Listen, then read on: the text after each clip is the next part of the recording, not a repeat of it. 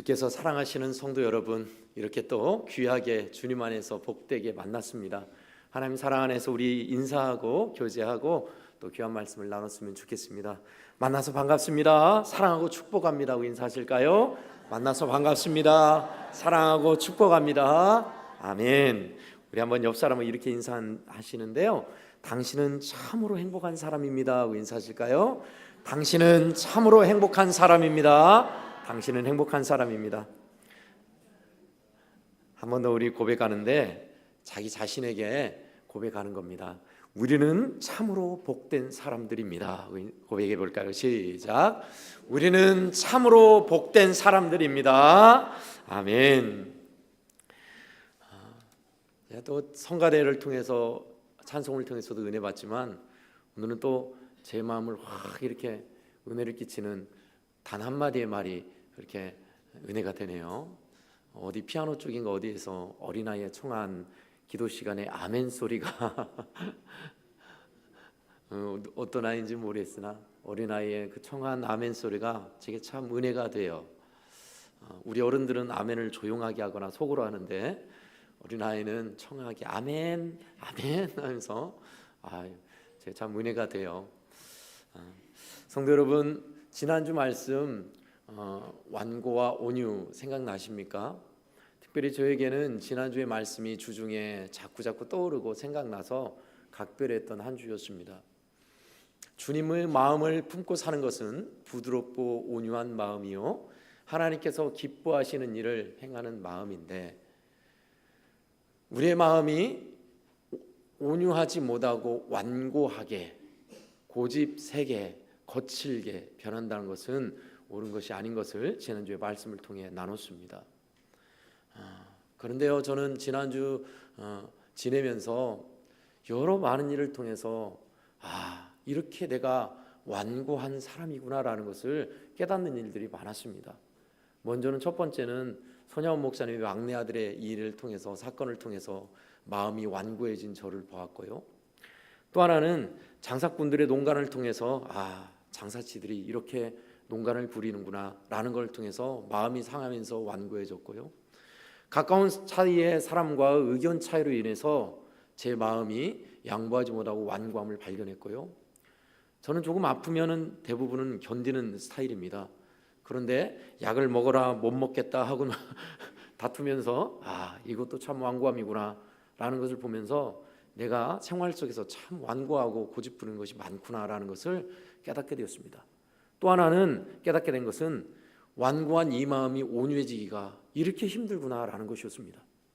여러분, 우리의 힘으로 우리의 마음이 비단결같이 부드럽고 유하고 따뜻해지는 것은 될 수 없습니다. 왜냐? 말씀드렸듯이 우리의 관습과 살아온 방식이 수십 년이 되었기 때문에 조그만한 나무가 아니라 아름드리 나무가 됐기 때문이에요. 아름드리 나무는 빌 수도 있고 넘어뜨릴 수도 있겠지만 뿌리를 캐려면 포크레인을 동원해야 하고 어마어마한 땅을 파고 노력을 힘을 기울여야 합니다. 우리의 힘으로는 뽑아낼 수 없어요. 그래서 어떻게 한다고요? 또다시 결론입니다. 주님으로 지배받아야 하고 주님의 은혜 받아야 한다는 것입니다. 아멘. 그렇습니다. 저와 여러분은 주님이 필요한 사람들이에요. 오늘 추석이라는 큰 대명절과 함께 긴 연휴가 이어진 시기를 보내면서 어떤 말씀을 전할까 생각하다가 오늘 본문 말씀이 떠올랐습니다. 오늘 본문 말씀은 성전에 올라가는 노래입니다. 성전에 올라가는 노래가 무슨 내가 산을 향하여 눈을 들리라가 나올까? 연휴가 있습니다. 이스라엘도 3대 명절이 있었어요. 유월절, 무교절과 함께 유월절, 맥추절, 칠칠절이라고 하죠. 그리고 수장절, 장막절이라는 3대 명절이 있었습니다. 우리나라는 3대 명절이 하나가 조금 이제 거의 유명무실해졌는데 뭔지 아시죠?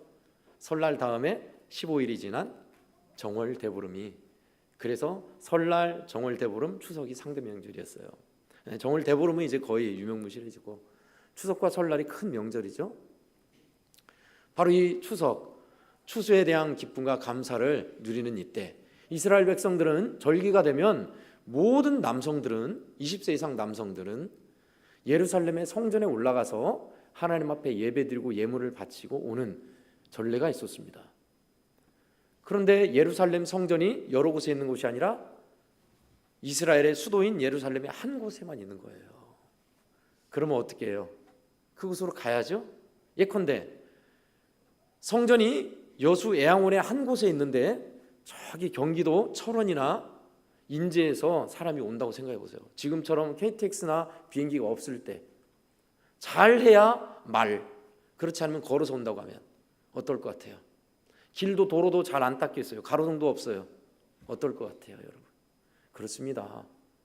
노숙을 하면서 수십 일을 걸어서 성전을 향해 20세 이상 남성들은 가야만 했어요. 그 긴 거리를 가면서 불렀던 찬송이나 노래 말씀이 바로 시편에 성전에 올라가는 노래라는 겁니다.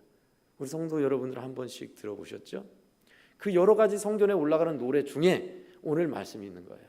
내가 산을 향하여 눈을 들리라. 나의 도움이 어디서 올꼬? 나의 도움은 천지를 지으신 여호와에게서로다. 할렐루야. 아멘.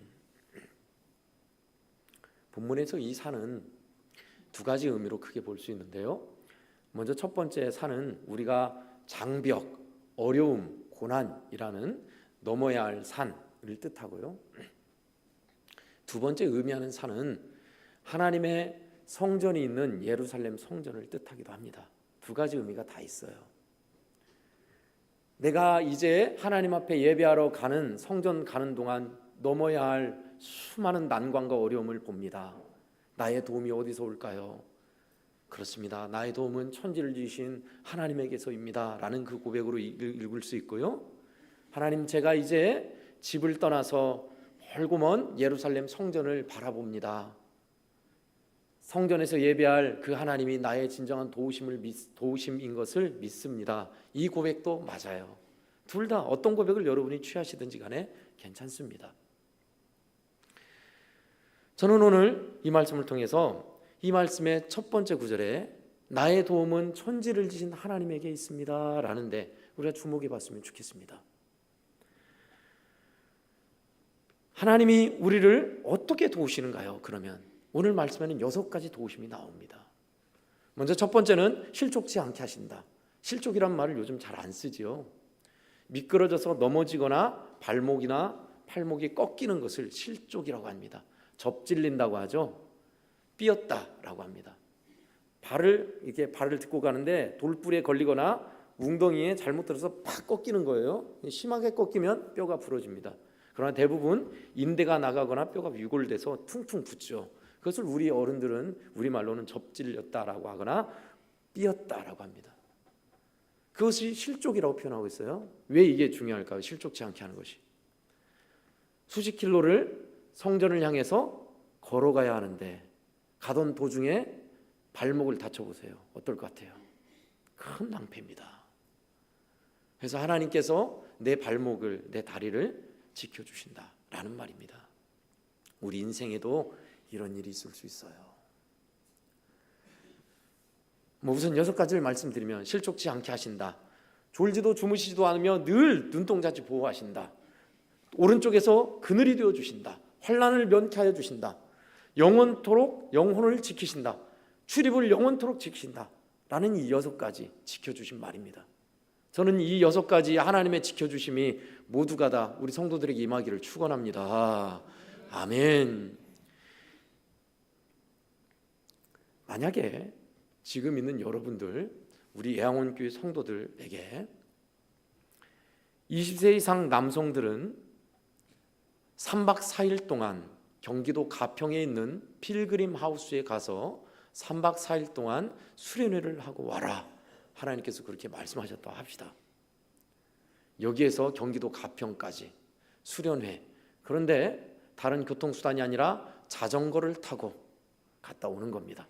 배낭에다 쌀을 짊어지고 반찬을 짊어지고 자전거를 타고 경기도 가평에 도착해서 3박 4일 동안 수련회를 하고 또 자전거를 타고 와라 라고 한다면 우선 가정이 있고 일터가 있고 어린 자녀들이나 노모가 있는 남성들, 남편들은 생각이 있을 겁니다. 우리 애양원교회의 모든 남성들이 자전거를 타고 이제 수십 일간 여기에서 가평을 갔다 와야 하는데 어떤 심정이겠어요? 하나님, 무사히 다녀오게 해주십시오. 하나님, 두고 온 가정, 노모와 처자식들을 지켜보호하여 주십시오. 이 마음 아니겠어요? 여러분, 이런 심정으로 오늘 본문을 읽으셔야 돼요. 그러면 여러분들의 마음이 확 와닿을 겁니다. 그냥 갔다 올게, 나 금방 갔다 오니까 잘오고 있어 라고 하고 그런 심정은 아닐 거예요, 사실. 그죠? 오늘 대명절을 맞아 그리고 긴 연휴를 맞이해서 많은 사람들이 이렇게 여러 곳을 다니며 어떻게 시간을 보내야 하는가, 어떤 발걸음이야 하는가라고 생각하실 겁니다. 대부분은 긴 연휴 동안은 집에서 윷놀이나 고스톱을 하거나 먹고 마시고 좀 놀고 자고 쉬고 또 심심하면 어디 좀 갔다 오거나 그렇게 보내는 것 같습니다. 저희 판단입니다. 아니면 생각 있는 사람들은 이미 올해 초부터 적금을 붓거나 돈을 모아서 예를 들어서 아는 사람들끼리 아는 친구들끼리 외국으로 여행을 간다. 가까운 일본이나 저기 동남아시아 쪽이나 아니면은 홍콩 쪽으로 아니면 중국이나 가까운 쪽으로 여행을 갔다 온다. 이때가 자주 있지 않다. 외국 여행 또는 펜션을 얻어서 재밌게 여행을 갔다 오거나 친구들끼리 마음 맞는 친구들끼리 명절은 뒤로 하고 어딜 갔다 오거나 하는 여러 발걸음 계획들이 있습니다. 근데 오늘 우리가 읽은 본문은 우리 믿음의 사람들이 어디로 향해 하는가를 잘 의미를 보여주고 있습니다. 어디로 향하고 있나요? 성전에 올라가는 노래. 어떻게 살아야 하나요? 주의 도우심으로. 저는 이 두 가지를 나누고자 합니다. 먼저는 첫 번째, 주의 도우심으로 살라입니다. 따라하겠습니다. 주의 도우심으로 살라. 1절에 보니까 1절 2절 내가 산을 향하여 눈을 들리라. 나의 도움이 어디서 올까? 나의 도움은 천지를 지으신 여호와에게서 오로다 하고 있습니다. 현대인들 살아가는 우리에게도 마찬가지입니다. 하나님의 도우심이 절실히 참으로 필요합니다. 사실 하나님의 도우심 없이 그냥 사는 거지 라고 생각해서는 안 되겠습니다. 하나님께서 도와주셔야 산다는 그 의식 말입니다. 하나님 없이도 잘만 살고 아무렇지도 않은데 라고 한다면 하나님의 도우심이 아니라 세상의 방식대로 살아가는 것이겠죠.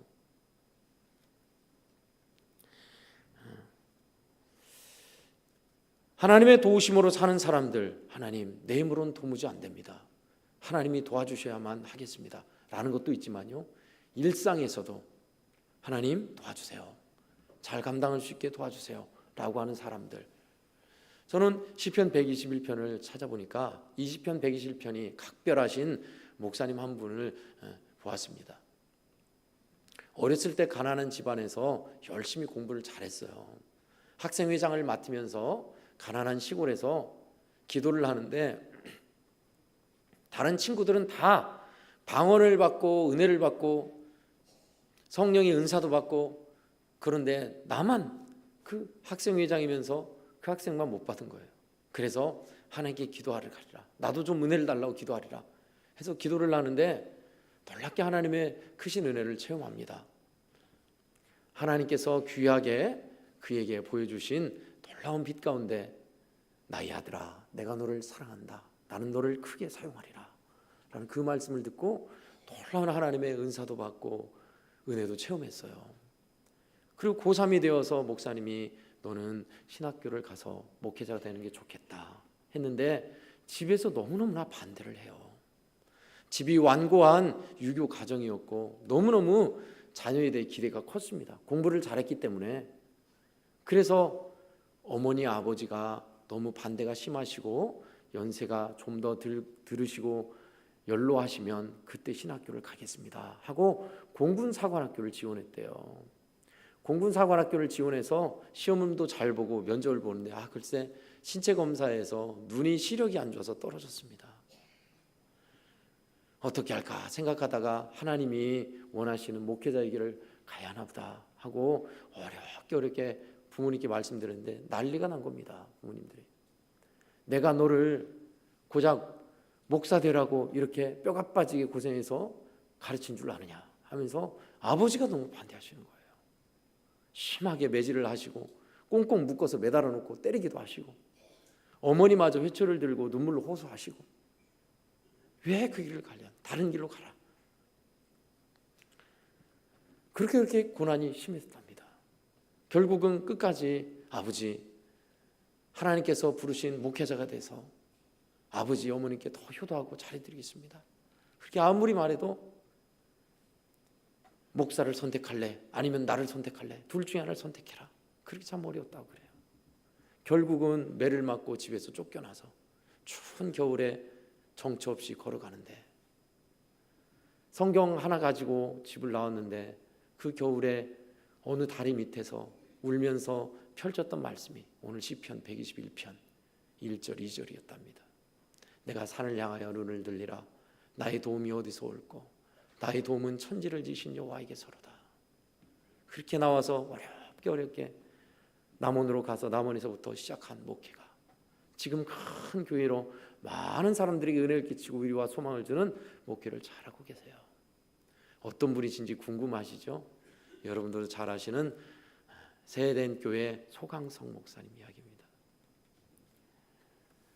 하나님의 도우심으로 아무것도 없는 것에서 진정 천지를 지신 하나님이 나의 도움이 되셔서 그렇게 왔다는 그 고백을 읽어봐서 참 은혜가 되더라고요. 이곳에 앉아 계신 성도 여러분, 여러분들이 뭐 그렇게 매를 맞고 핍박을 당하거나 고난당하진 않으시잖아요. 그러나 여러분, 크고 작은 우리의 인생에 고난과 어려움이 있습니다. 자녀에 대한 말할 수 없는 속상하고 어려운 일들, 또 가정에 대한 힘겹고 어려운 일, 경제적인 문제, 건강상의 또 원치 않는 건강의 문제, 믿음 안에서 살면서 틀어진 관계. 여러분, 하나님이 진정한 도움이세요. 하나님만이 고치실 수 있어요. 여러분이 오면서 상한 마음, 찢긴 마음, 상처 입은 마음도 하나님만이 고칠 수 있어요.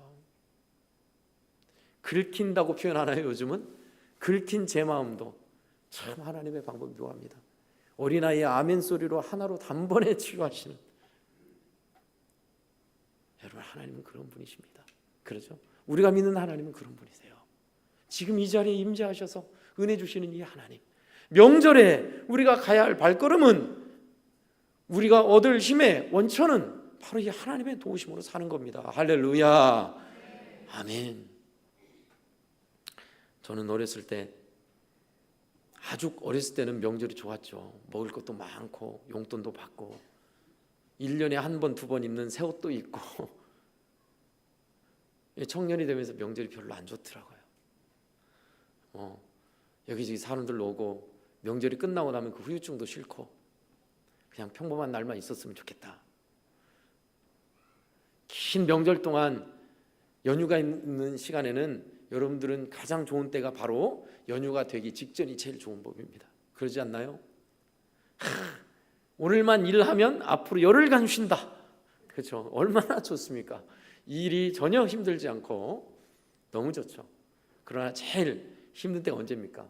이제 명절 끝나기 하루 전이나 명절 끝나고 월요일 되면 진짜 명절 좋았는데 다 보내고 어떻게 또 일한다냐, 그 후유증이 찾아옵니다. 그래도 우리에게 명절은, 우리 성도들 일상에서, 일터에서, 사업장에서, 회사를 다니면서 있는 명절이나 긴 연휴는 우리에게 달콤한 건 사실이에요. 이런 재미도 있어야죠, 그죠? 근데 여러분, 명절 기간 동안 참으로 의미 있고 보람되게 보낼 수 있는 것은요, 주의 도우심으로 살 때이더라고요. 먹고 마시고 놀고 쉬면 아이고 충전하고 좋다, 보람되다 라고 할 줄 알았는데 어떻게 쉬긴 쉬는데 더 힘드냐, 그럴 때가 있잖아요, 그죠? 하나님이 내 마음을 만지시고 도우셔야, 내 영혼이 주님 안에서 소생되어야, 은혜를 받아야, 그래야 우리는 진정한 도우심과 힘을 얻어야 설 수 있는 법입니다. 우리 성도들에게, 성도들 여러분의 가정에 주의 도우심으로 새 소망과 힘을 얻는 이런 은혜가 있기를 간절히 축원합니다. 아멘. 끝으로 두 번째는요, 성전으로 향하라 라는 것입니다. 따라하겠습니다. 성전으로 향하라. 오늘 본문 말씀은 다른 어떤 것이 아니라 성전을 가면서 부른 노래였습니다. 성전을 가면서 부른 노래. 긴 시간 연휴 동안 사람들은 여행을 간다, 내가 원하는 곳으로 간다, 하고 싶은 일을 한다, 미뤘던 일을 한다, 또 오락과 즐거움을 통해서 우리의 발걸음을 그쪽으로 향합니다. 그러나 소수이지만 성전으로 향하는 발걸음의 사람도 있더라고요.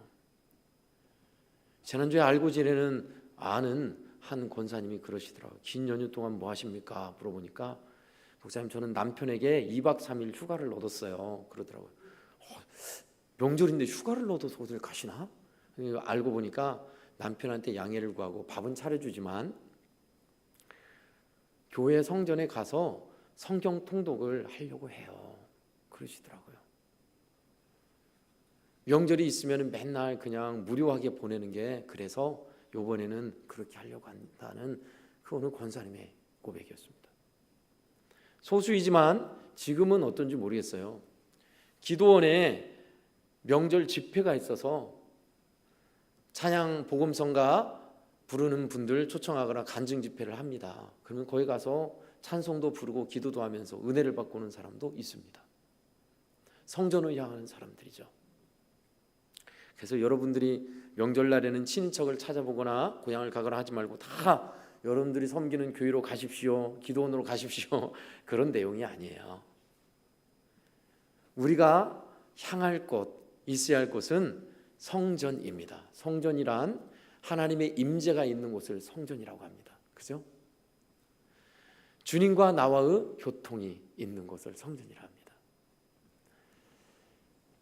여러분들은 오후 예배에 순서지를 받고 이제 예배 드릴 텐데요. 오후 예배의 말씀이 누가복음 2장 41절에서 47절 말씀입니다. 명절날 예수를 잃어버린 요셉과 마리아의 기록이 누가복음에 나와 있는 기록입니다. 그 명절날 예수님을 찾은 곳이 어디라고요? 성전에서 찾았습니다. 예수님은 뭐 하고 있었냐면 듣기도 하고 묻기도 하셨다 였습니다. 그러니까 말씀에 대해서 예수님이 말씀에 대한 고백과 문제점이 아니라 질문을 들으시고 예수님이 그들에게 대답해 주셨던 일들을 하고 계셨던 거예요. 그 성전에서 예수님을 찾았던 겁니다. 성도 여러분, 조금 더 달리 한번 볼까요? 내가 주님과 소통이 이루어져서 주님께 묻고 주님이 나에게 말씀하시는 그 관계, 그게 성전이에요. 성전에서 주님을 만나는 사람들 새 힘을 얻습니다. 예수를 잃어버리고 바쁜 일에 다른 어떤 분주함에 오락에 어떤 것에 산다면 우리는 주님을 잃은 채로 일만 남는 사람이 될 것입니다. 그러나 어느 작은 일을 하든 큰 일을 하든 주님과 함께 소통하며 주님과 함께 오고 가는 것이 있다면 분명히 성전에서 있는 것일 겁니다. 어느 남성 회사원인 것 같아요. 중년 회사원의 간증을 읽은 적이 있습니다. 회사의 업무가 너무너무 심하고 많으니까 업무가 과중하여서 지치고 제대로 못 쉬니까 아내가 그러더래요. 여보, 하루만이라도 당신 제대로 쉬었으면 좋겠어. 얼마나 업무가 과중하고 그랬겠어요. 그래서 진짜 하루만이라도 제대로 쉬었으면 좋겠다 하고 생각하는데 아내와 함께 크리스찬인 것 같아요. 기독교인. 교회를 갔답니다. 교회를 가서 예배를 드리는데 그 예배를 통해서 은혜를 많이 받은 거예요. 말씀의 은혜를 받고 내게 주신 주의 말씀과 메시지를 듣고 찬송하면서 성령의 임재를 체험하고, 그러면서 그 무거운 세상의 짐과 스트레스와 과중한 업무의 무거움이 그냥 눈 녹듯 사라지고 깃털처럼 가벼워진 거예요. 그러면서 그 집사님이 깨달은 것, 힘들고 어려울수록 성전에 있어야 하는 거구나. 그 성전이 여러분의 교회만 의미한다는 게 아니라고 했어요. 나와 주님과 접속과 소통, 주님이 주시는 은혜를 받아서 충전되는 새 힘을 얻는 거 말입니다. 그게 오늘날 우리가 주님을 만나고 찾아야 할 성전입니다. 모든 일에, 모든 일상에 주님이 계시게 하라.